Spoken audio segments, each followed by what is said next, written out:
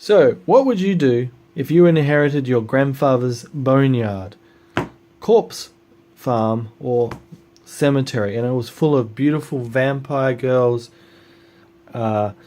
demons with delusions of grandeur, sexy Nessie monsters, cool werewolves, mysterious nightcrawler, and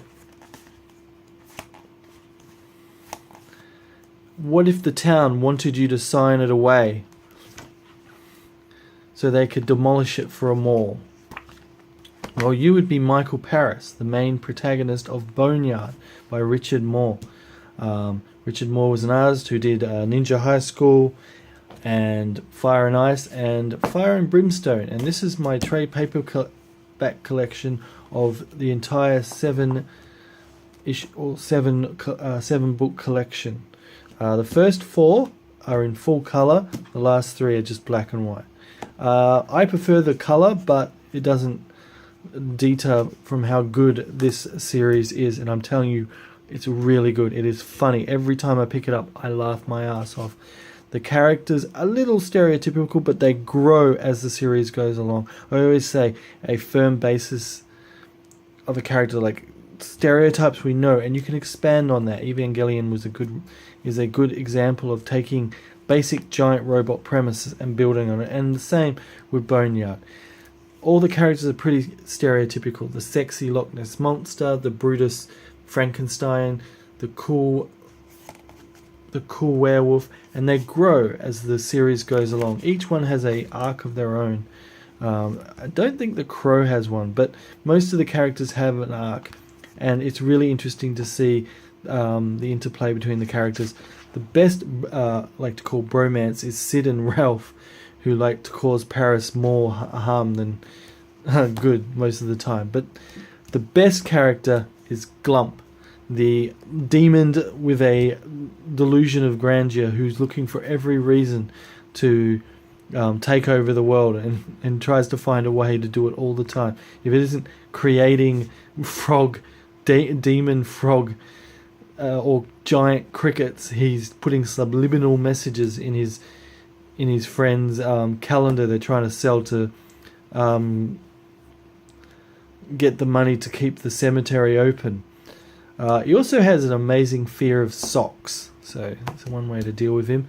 It has a lot of horror movie references. There's a whole arc about zombies infesting the town. There's a calendar, which is kind of a sitcom trope where they try to make a calendar and sell enough so they can save the cemetery. There's even a reference to the Halloween movies, or Friday the 13th, which is, and there's even a fairy going to fairyland. I highly recommend Boneyard. It is funny, well written, well drawn, cute, a little sexy, a little raunchy, has a little bit of gore in it, but nothing that will turn anyone's stomach too much. Honestly, I do not know why it doesn't get enough love, because it easily equals Bone for just like likable, well written characters,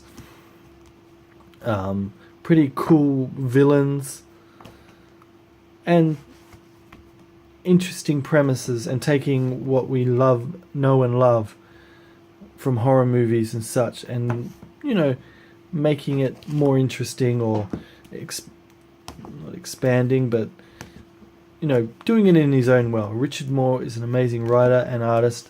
I wish I could get more of his stuff, but it's either out of print or just can't get hold of it. I was able to get these ones from my local comic book store, and this one I had to order from Book Depository. They are all on Book Depository if you want to collect them. There is a bit of misprint in one of them where the first story is from the last story from the previous graphic novel. But other than that, it's well worth your attention. So please, throw Boneyard a bone. Dare I use a terrible pun, and check it out. Thanks, guys. Bye.